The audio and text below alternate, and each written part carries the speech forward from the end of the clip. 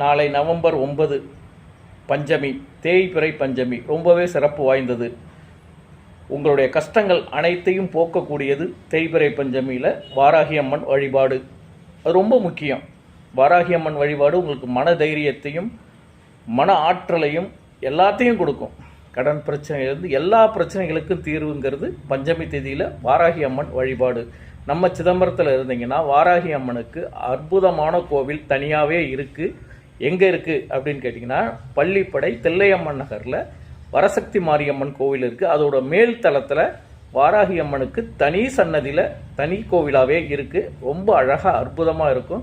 நாளைக்கு தேய்பிறை பஞ்சமி மாலை 6 மணி முதல் 8:30 மணிக்குள் பஞ்சமி பூஜை நடைபெறும். பஞ்சமி யாகம், சிறப்பு அபிஷேகம், ஆராதனைகள் ரொம்பவே சிறப்பாக இருக்கும்.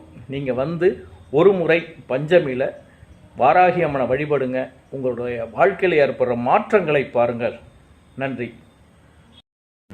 நீங்கள் வீட்டை சுத்தம் பண்ணுவீங்க, வீடை க்ளீன் பண்ணுவீங்க, லைசால் இது மாதிரி போட்டு அந்த வீடை ஃபுல்லாக க்ளீன் பண்ணுவீங்க, தப்பு இல்லை.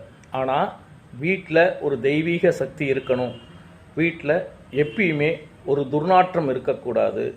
ஒரு வாசனை மிகுந்த வீடு தான் தெய்வ சக்தி இருக்கிற வீடு அப்படின்னு சொல்லுவாங்க. அதுக்கு என்ன செய்கிறது அப்படின்னு கேட்டிங்கன்னா, ஒன்றுமே கிடையாது. கல்லுப்பு இருக்குது தெரியுங்களா? கல்லுப்பை தண்ணியில் போட்டு கலந்து ஃபுல்லாக வீடை க்ளீன் பண்ணிவிடுங்க. அதுக்கு பிறகு சாதாரணமாக போட்டு தொடச்சி விட்டுருங்க. இதில் ஒரு அறிவியலும் இருக்குது. கல் உப்பு கிருமிகளை அழிக்கக்கூடியது.